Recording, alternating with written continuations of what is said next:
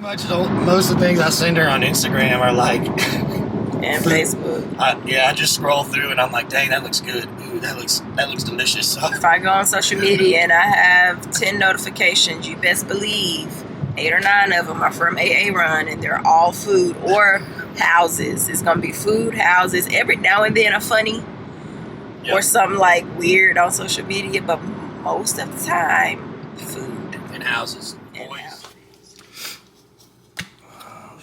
I got Pop-Tarts.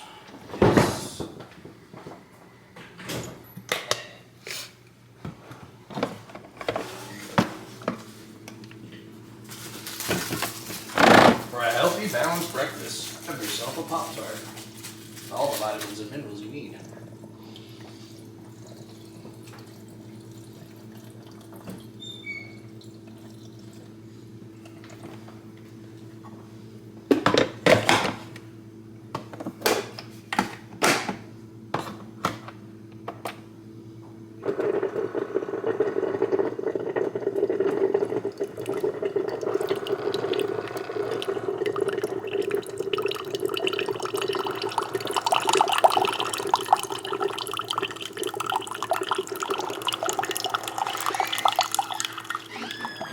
Hey everybody, Michelle and Aaron here. You want to show them our matching outfits? They're not really matching. I got black. They're complimenting. I got black pants on and black shoes. She got white shoes. It is Sunday morning. I'm brewing some coffee before church. Go ahead. Now I'm getting some water. Aaron is being loud per usual. So we thought that we would. I don't think he understands how much the camera picks up sound, because you know he don't do no editing. So we thought that we would bring you all along for a day in the life today. Oh, you can tell them what we have planned while I get my coffee. So we're having a Christmas party in a couple weeks. Kind of like our housewarming too, because we haven't really had very many people over yet. So we've been decorating the house, going ham. It looks awesome, guys. We're gonna have to do a tour. And then, yeah, we'll have to show you guys. And then we're gonna go to the grocery store. We're gonna get a bunch of stuff because we made like a list of the foods that we want to make to serve. And we figured we were gonna try them out because a lot of them are new recipes we haven't cooked before. And then we're gonna like take them to a couple families that it could help. And you know, give them food for the week. And also, we're gonna go continue our shoe shopping journey for the sneaker ball next weekend. We started last night. We went to the mall, and luckily, Shell, she's so smart. She was like, "You want to go back and look again?" And I said, "Yeah." And we did. And the second time around, we actually ended up, because it's really hard to find, like, because she can either wear big kids or women's. It's hard to find a shoe that's big kids and women's, and also in a men's. So it was very difficult, but we found a couple. So we're gonna go and check out some other stores, see if we can find something better, more Christmassy. I wanted green, but we ended up finding some gold and black or red and black. We'll show you guys. We also have a call with Michael today at 5. Oh, and we have a call with our Story Door partner. That's for our transitional housing facility. So yeah, today's gonna be packed. And Aaron said he wants to be in the bed by 8. We also need to decorate our Christmas tree at some point. Our second Christmas tree. Y'all, I go to bed early, okay? Like 8 o'clock latest. Past couple nights, we've been up till like 10:30. I was like, dang, man, we night owls. I know you in your 30s win. Right, but I gotta get up early too. So like, I gotta wake up at 5. So yeah, I need me a full 12 hours of sleep. If y'all know what I'm saying. So we'll bring you all along for the day. Maybe after church we can recap our sermon a little bit and talk to y'all and just kind of see how the day goes. Let's go. I told Chelsea she needed to turn the camera on because I come inside and she's like, what'd she say? Tell me what you said.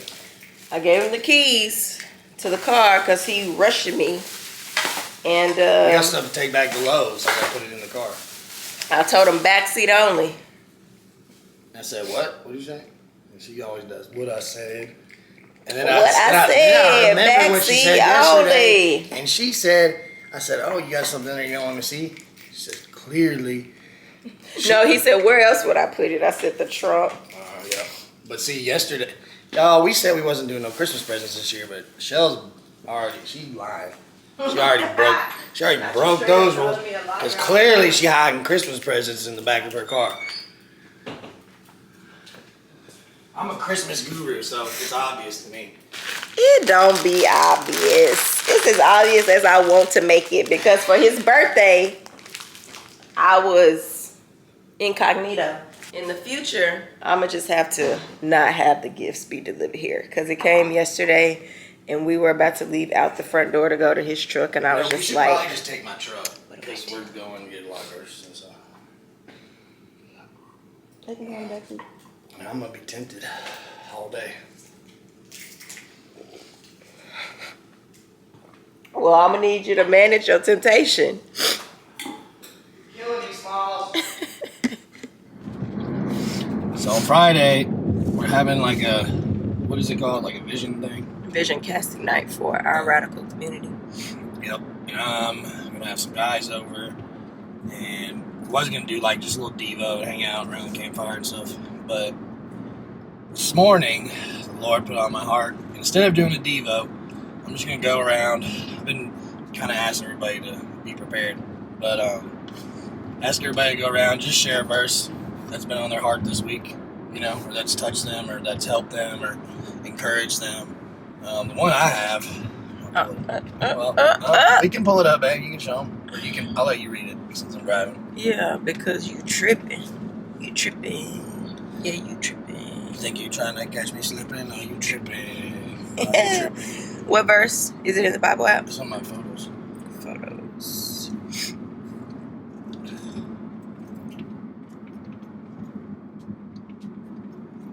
We're going the wrong way. It doesn't go that way. It's the last photo. It doesn't go. There ain't no last photo.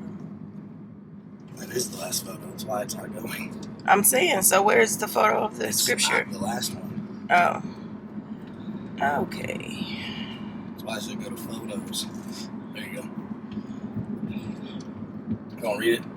Ephesians 2:8-9. For it is by grace you have been saved through faith, and this is not from yourselves. It is the gift of God, not by works, so that no one can boast. See, the end is what stood out to me. I had never really thought about it like that. It's cool how Bible verses pop at you. But it was like, not by works, so no one can boast.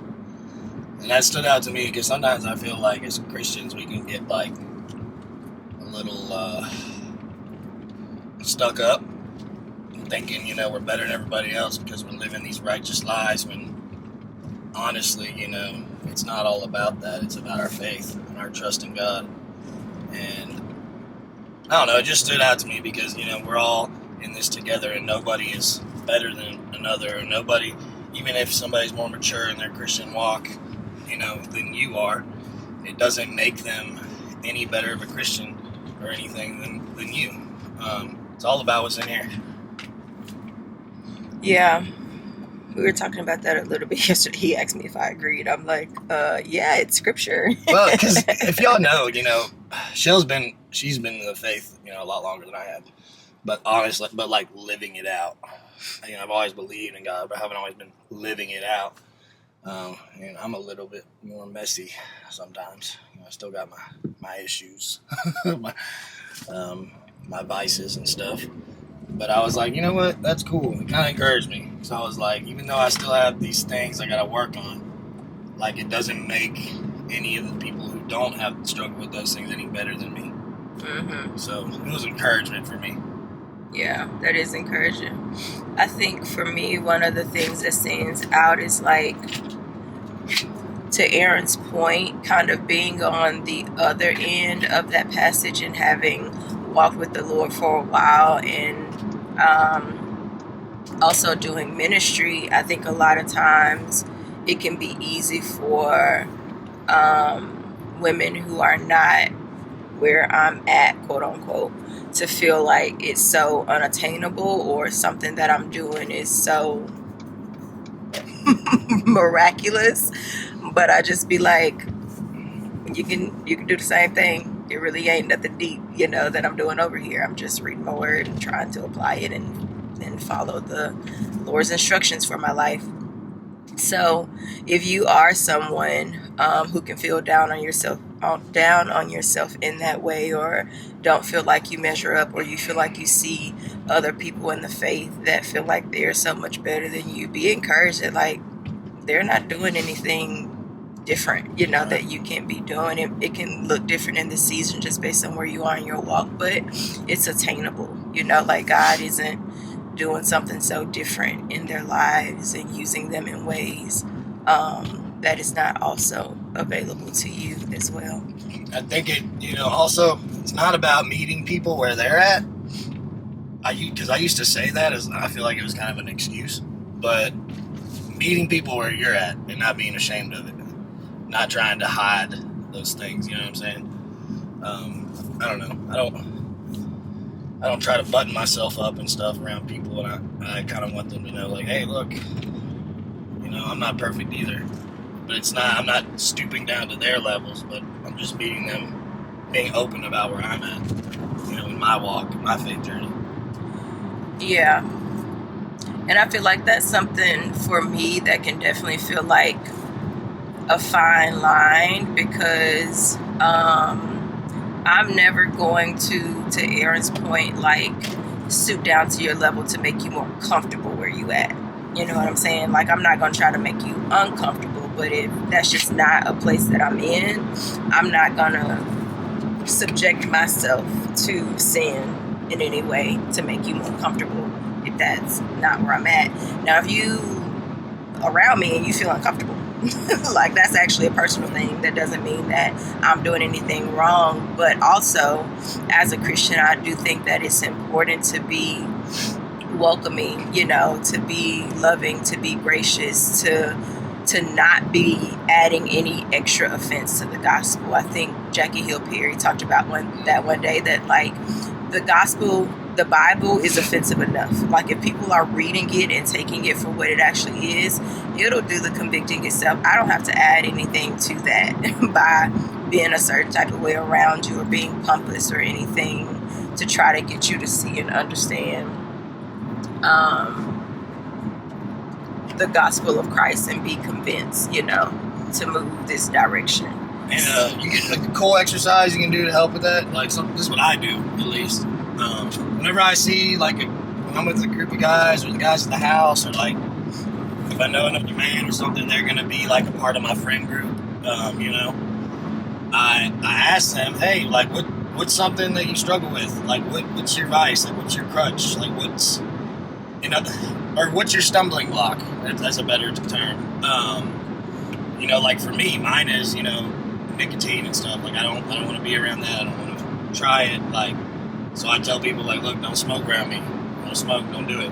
Some people's might be drinking, and so when I'm able to know what their stumbling block is, I can make sure, like, when we're hanging out with those people, we're not doing those things, like, if somebody struggles with drinking, I'm not going to be drinking alcohol in front of that person, because I care about that person and I care about their faith journey, and it's cool because, they care about mine too. So they're going to keep in mind, what my stumbling block is. And Shell taught me that, man. That's like, I don't know, it's probably one of the coolest things that I've learned this past year, and been able to apply and, like, help disciple my friends and stuff, and help us all kind of disciple each other and grow as Christian men. That's good.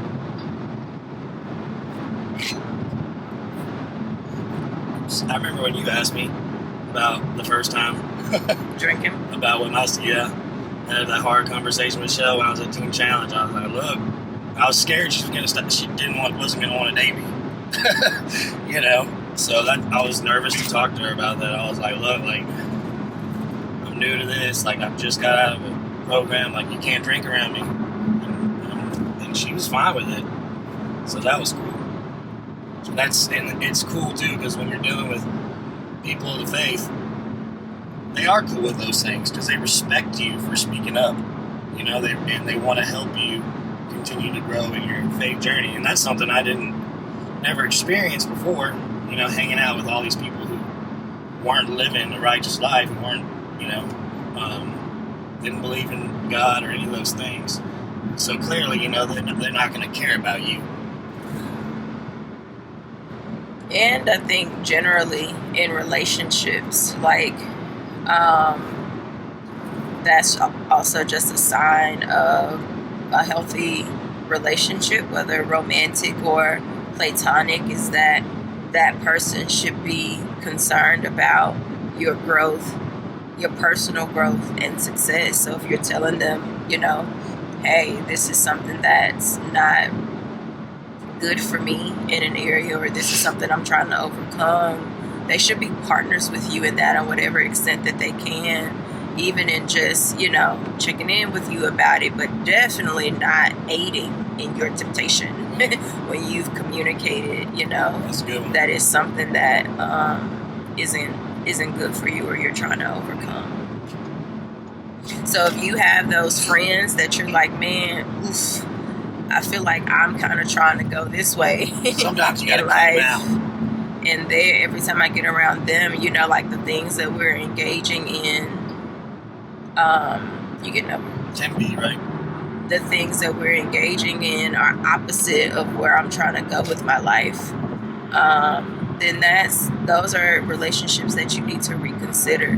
But also, I will encourage you to have a conversation with them, because sometimes other people are thinking the same thing, and nobody wants to be the one to speak up about it because of how they gonna come off. Like, maybe they feel like I'm trying to get too spiritual on them, or they gonna be looking at me crazy because it's like, you used to do the same thing. Sometimes people are actually thinking the same thing, and multiple people in that group are also uncomfortable, but no one wants to be the one to speak out for fear of judgment or how they'll be received.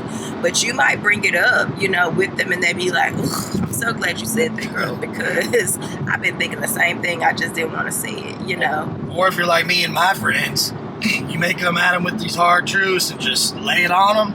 They gonna bristle up, and they gonna butt heads a little bit, and then a couple days later, it's like you're talking. It's like, hey man, I'm sorry, you were right, or I get this now, or sometimes people, they bristle up, but then it just takes a little time for it to sink in. Yeah, that's true too. Because the truth can just be hard to hear. Sometimes just because it's the truth doesn't mean that it's not hard to hear. And so, even if it's not a truth, if it's like, it could just be like, the way I feel, the way somebody makes me feel, and I got some strong emotions, y'all, so I speak my mind. Yeah. Because I want my friend, and my buddy was telling me the other day, he's like, man, you need to just tell me these things before they get pent up, because I pin things up a lot, and I hold them in, and then I wait to lash out, and like a whole bunch of stuff comes out at the same time.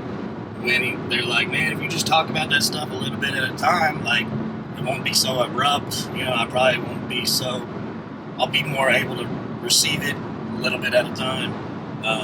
So that's also, a good move, to let things out gradually and not, just dump them out on one big load. Mm-hmm.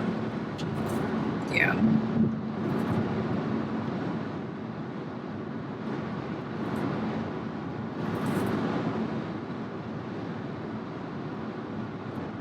So yeah, everybody, I've been struggling on this drive because Shell's holding the camera and it's blocking my rear view mirror. Find time to say something.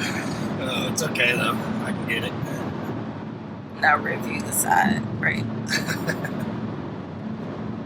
Oh, you good, babe. I'm just giving you a hard time. Y'all, I'm real excited today. Michelle is about to get her very first pair of Jordans, okay? It's a big deal for me.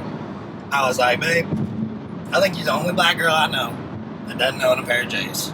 So, we're going to get her set up today, and not only are they going to be her first pair, we're going to get, hopefully, we're going to get matching pairs. If you a black girl out there that don't own a pair of J's, please comment and help your girl out, because AA Ron has been giving me a hard time. Help him to see that there are other black girls out there that do not own a pair of J's. Now, don't none of y'all comment. Y'all gonna make me look real bad. So help your girl out, please. Right, I came home from work and I was like, babe, all the black girls I've worked with at work, they all got tons of Jordans. They wear different Jordans every day to work. And I was like, I need to get you a pair. You don't have any. It's only been really since I've been dating Aaron that I've even been like a tennis shoe girly. And for me, it's been since I moved to Memphis. Because I used to be the kind of guy that would own one pair of tennis shoes. I'd wear the crap out of them. And in 6 months, throw them away and go buy another pair of tennis shoes. And I only ever had, one pair of shoes. And then I come to Memphis and, I don't know, I got that shoe fever. Yeah. Now I got like 10 pairs. But they're cool because I can wear them like all different times. So like, I'm not running through them. I mean, a lot of my shoes I've had from now for over a year and they're still in really good condition. As they should be. But that's a win for him because he'll tear up some clothes, man. That's my excuse to Shell. I tell her, look, babe, the more pairs of shoes I have, the longer they'll all last. A miss. A miss. So yeah, we got our eyes on one pair of like red and black ones because it's one of the only few that we could find for both of us. And they're Christmassy. We want them to be Christmassy. Throw some green laces in them junks. Yeah. So we were at the mall for a little bit yesterday, and we'll check out a couple more stores today. I told him like, let me sleep on it before we. We're gonna order some, but they won't be here by Saturday, so we kind of hit. Yeah. They were dope. I think the other pair shop that we found that matched were, they were like gold and black, shiny gold and like shiny black high tops, and they had white in them too. Yeah. So we'll see what we end up with. Why don't we tell them, you got the menu and stuff we're gonna make? Today or all of it? Today or all of it? Today. Sure. So today I told Aaron like some of the things that we were making for the party that are like, it's the first time that we're making it. I was like, we can't make it for the first time for the party because if it don't turn out good, we're hit. So we're gonna do a trial run of a few of the things today. And that is going to be some hamburger sliders. So it's just like mini hamburgers on Hawaiian bread. But my aunt she makes them for like family functions and they are like so good. So I got her recipe for those. And then Aaron is going to make some deviled eggs, but they're not like, I've made deviled eggs, but these are called like Mexican street corn deviled eggs. They have like jalapeno, right? Cilantro, corn, Cajun, and cojita cheese. So we'll try those out. And then, are we doing the corn dip or something? And I also, y'all, your boy gonna turn into a Hispanic guy. So I told Shelly today, I've been on this kick of all these different Hispanic foods. But yeah, it's like this really good, like a Mexican corn dip or something. I don't know. I'm sure it's been Americanized, but it looks really delicious. Y'all, I'll be blowing Shell up. If I'm either pretty much most of the things I send her on Instagram are like and Facebook. I just scroll through and I'm like, dang, that looks good. Ooh, that looks delicious. So if I go on social media and I have 10 notifications, you best believe 8 or 9 of them are from AA Run, and they're all food or houses. It's gonna be food, houses, every now and then a funny or something like weird on social media, but most of the time, food and houses. And Boys houses. getting his tools now. Hoping to get my general contractor's license. I told Shell I'm gonna be excited. I'm gonna build our next house. Yeah. Yeah.